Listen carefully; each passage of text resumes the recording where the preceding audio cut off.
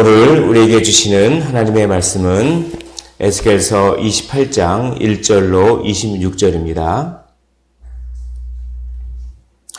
에스겔 28장 1절로 26절.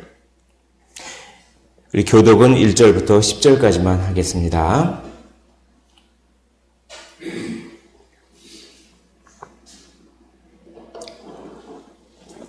찾으신 줄로 알고 한 절씩 교독하시고 마지막 절 함께 읽도록 하겠습니다. 또 여호와의 말씀이 내게 임하여 이르시되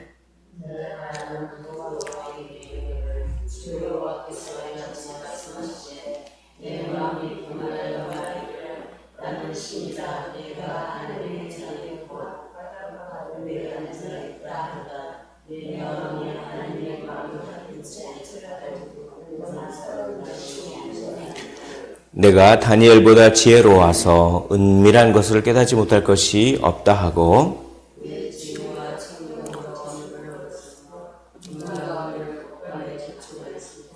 내 큰 지혜와 내 무역으로 재물을 더하고 그 재물로 말미암아 내 마음이 교만하였도다.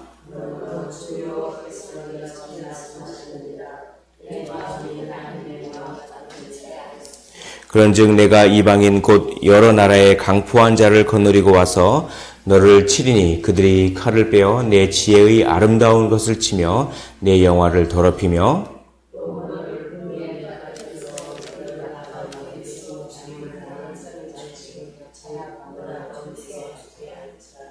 내가 너를 죽이는 자 앞에서도 내가 하나님이라고 말하겠느냐? 너를 치는 자들 앞에서 사람일 뿐이요 신이 아니라 내가 이방인의 손에서 죽기를 할례받지 않은 자의 죽음같이 하리니 내가 말하였음이니라 주 여호와의 말씀이니라 하셨다 하라. 아멘. 오늘 두로 왕에 대해서 심판을 그렇게 하십니다. 오늘 두로에 대해서 보시면 26장에 두로에 대해서 심판이 나오고 27장에도 두로에 대한 심판이 나옵니다. 두로에 대한 애가가 이렇게 나오는 것입니다.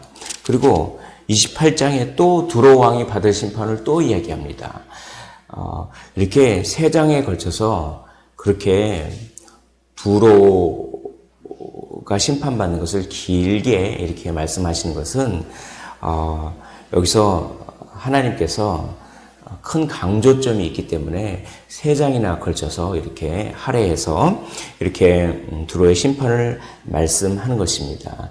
두로는 해상 무역을 했던 그런 나라입니다. 그래서 이 두로는 지중해의 그 상권을 그렇게 장악하고 그 지중해에 이렇게 지중해의 그 해상 무역을 통해서 많은 돈을 벌어들였고 그 지중해의 어떤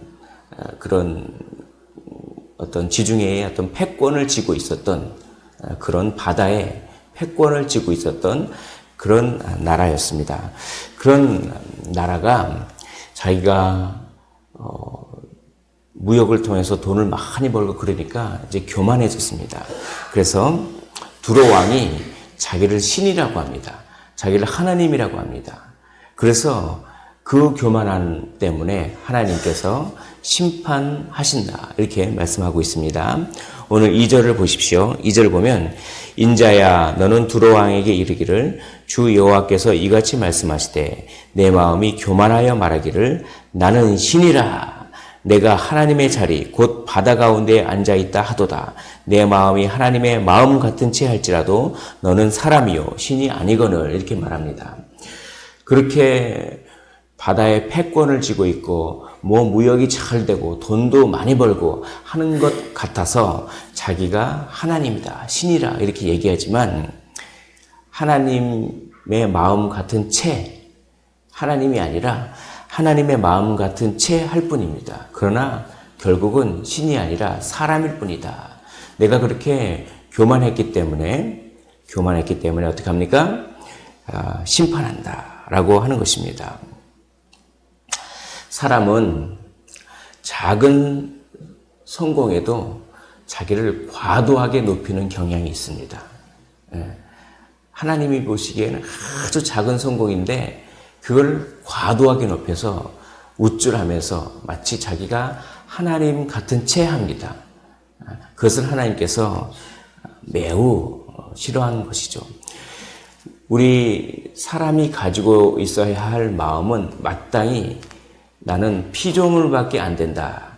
피조물 의식을 가지고 있어야 됩니다.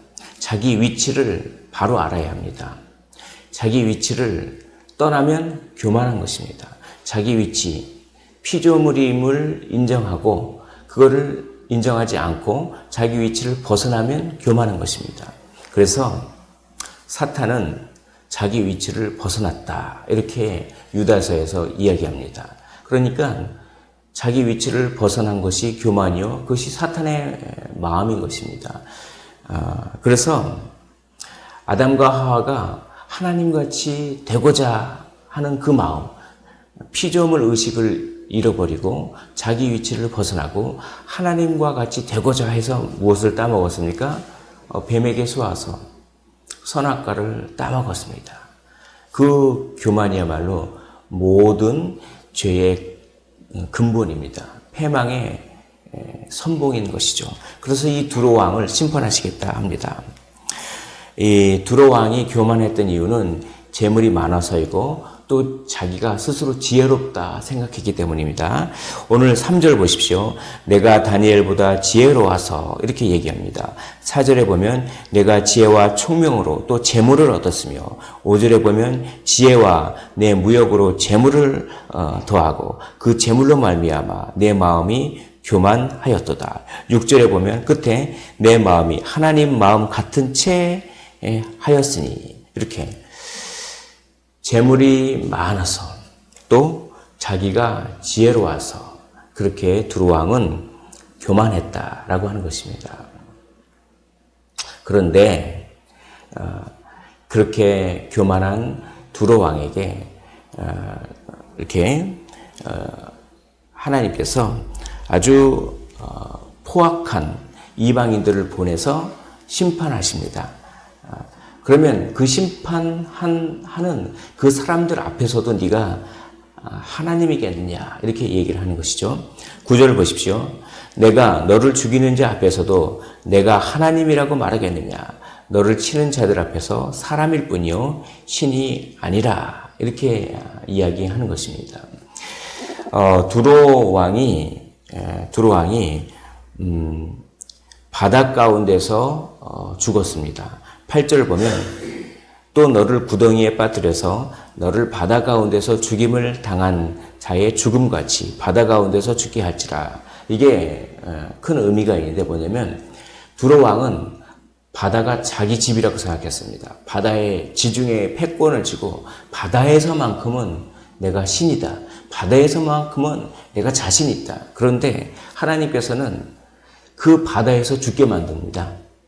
그러니까 자기가 가장 자신이 있어서 교만을 불러일으키는 것, 내가 가장 자신 있어 하는 그 분야, 거기에서 망하게 하는 것이죠. 만약에 돈 때문에 교만하면 돈을 다 뺏어버립니다. 그리고 내가 건강하고 아주 그냥 체력이 좋고 그리고 그냥 내가 그냥 좀 힘이 세고 그러면 하나님께서 툭 치시면 건강도 그냥 탁 잃어버립니다. 또 내가 아주 지혜롭고 말도 잘하고 지혜롭고 막 그렇다.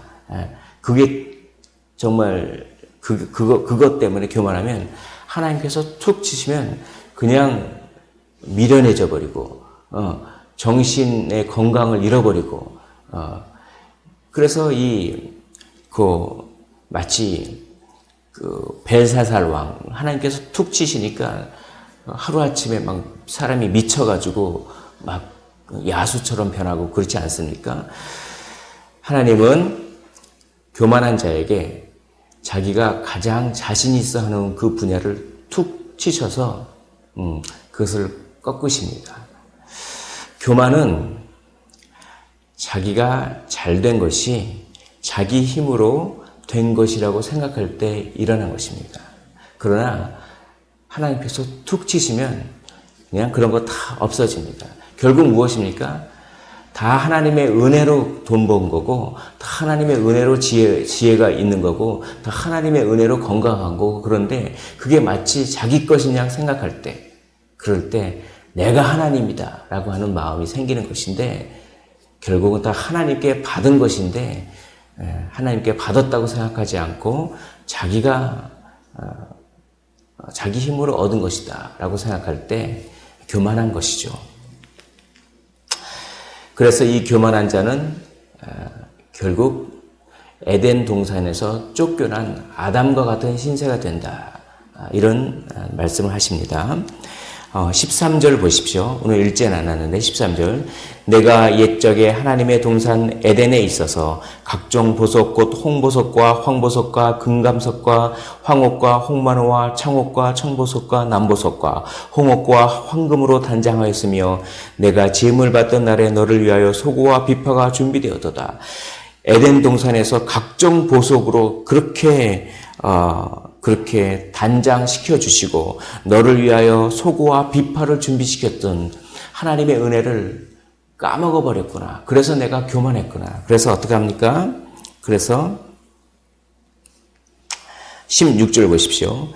내 무역이 많음으로 내 가운데서 강포가 가득하여 내가 범죄하였도다. 너 지키는 그루바 그러므로 내가 너를 더럽게 여겨 하나님의 산, 즉 에덴 동산이죠. 하나님의 산에서 쫓아내고 불타는 돌들 사이에서 멸하였도다 라고 한 것입니다. 교만했던, 그래서 선악과를 따먹어서 하나님과 같이 되고자 했던 아담과 하와가 에덴에서 쫓겨나듯이 교만했던 두로도 어떻게 합니까? 심판을 당한다라고 하는 것입니다. 교만한 것은 하나님이 가장 싫어하신다라고 하는 오늘 이 교훈을 받으시기를 원합니다. 이렇게 두로를 심판하신 다음에 하나님께서는 두로 옆에 있었던 나라 시돈을 또한 심판하십니다. 24절을 보십시오. 24절에 이스라엘 족속에게 그 사방에서 그들을 멸시하는 자 중에 찌르는 가시와 아프게 하는 가시가 다시는 없으리니 내가 주 여호와인 줄을 그들이 알리라 라고 이렇게 말씀하신 것입니다. 이스라엘 주변에 있었던 암몬과 모압과 에돔과 또 두로와 시돈, 그것이 다 이스라엘 주변에 있었던 나라들입니다. 이스라엘 주변에 있었던 나라들이 다 이스라엘을 괴롭혔습니다. 마치 가시나무와 같이 찔렀고 그렇게 막 이스라엘을 괴롭혔습니다. 그런 이스라엘을 괴롭힌 주변 모든 나라를 하나님께서 다 심판하시고 어떻게 하십니까? 이제 이스라엘을 회복시키신다라고 말씀을 하는 것입니다.